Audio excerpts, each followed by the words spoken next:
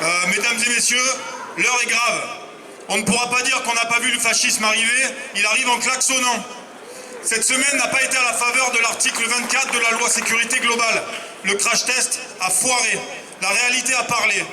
Le fait qu'il légalise une pratique mafieuse, empêchant la production de preuves de violences policières, et qu'il touche à la liberté de la presse, chère aux journalistes, le rend dur à avaler. Sans compter que la colère qu'il suscite est en train de produire l'inverse de l'effet recherché. Mais si jamais les autres dispositions de la loi sécurité globale sont adoptées, Macron aura par contre réussi à poser les piliers d'un État policier. En une semaine, 2 cas d'école viennent de prouver que l'article 24 de la loi est incompatible avec le besoin de vérité dans les affaires de violences policières, causant parfois la mort, comme pour Zineb Redouane, Cédric Chouviat ou encore Steve Maya Canisso.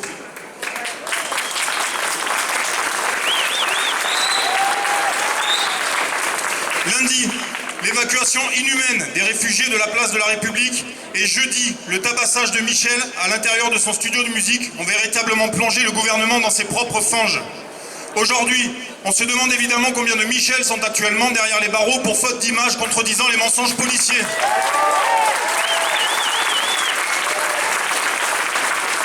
Par ailleurs, la défenseure des droits et de nombreux juristes ont montré que dans les faits, cet article 24 est inutile puisque des lois existent déjà pour réprimer les délits qu'il prétend cibler.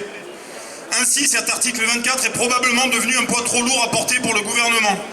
Et la crise actuelle, dans la majorité, suite à la création par Castex d'une commission pour une nouvelle écriture, ne fait que confirmer cette impression. Il est probable que le gouvernement finisse par lâcher l'article 24 ou le fera passer déplumé de toute sa substance, afin de préserver les autres articles qui apparaissent bien plus juteux en termes d'intensification du contrôle sur la population. Au vu des conséquences de la pauvreté de masse qui s'annonce, nul doute qu'il a besoin au plus vite d'un cadre légal et de moyens répressifs surdimensionnés pour asseoir sa politique inégalitaire. 2 aspects nous paraissent essentiels au-delà de l'article 24 et il a été très peu question dans les débats.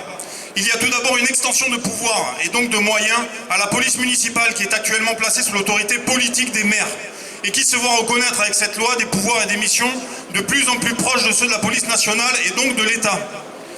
Grosso modo, il s'agirait pour les municipaux de faire le boulot de la police nationale afin de libérer cette dernière pour le maintien de l'ordre et la répression, dont découle une violence barbare montée crescendo ces dernières années. Et dans cette machine à réprimer, beaucoup y sont passés. Des soignants aux pompiers, des artistes aux journalistes, des syndicalistes aux gilets jaunes, des altermondialistes aux zadistes, sans oublier évidemment les quartiers populaires qui ont clairement servi de laboratoire expérimental à ce déchaînement.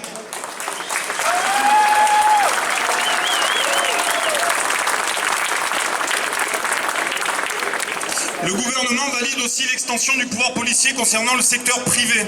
La loi donne la possibilité aux policiers de pouvoir se reconvertir dans ces secteurs une fois la retraite arrivée ou lorsqu'ils décident de raccrocher le flashball républicain.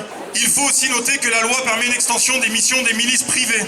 Celles-ci pourraient désormais s'occuper de la sécurité publique grâce à des prérogatives répressives étendues. Comme le dit le docteur en droit Yves Jean-Claude, l'État pourra avoir à sa disposition répressive au quotidien pas loin d'un demi-million d'agents du maintien de l'ordre et de la sécurité intérieure. La France devenant alors le premier pays sécuritaire de l'Union européenne.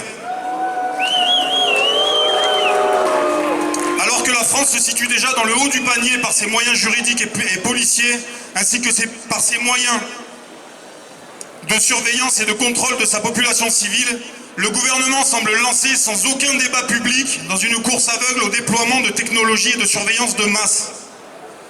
La mise en place du traitement en direct des images grâce à la 5G, qu'elles proviennent de drones dont l'usage serait largement étendu ou de caméras à reconnaissance faciale constituerait un pas en avant immense vers une société où les moindres faits et gestes quotidiens des citoyens pourront être surveillés et suspectés.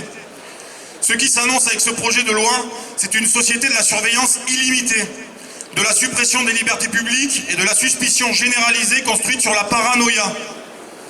Une question, si l'article 24 saute, restera-t-il des journalistes et des organisations citoyennes pour s'opposer à cette descente aux enfers?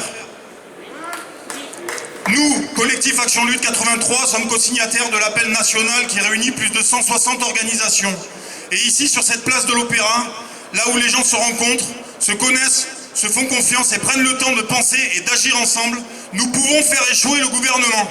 en construisant une coordination, une large coordination locale contre cette loi.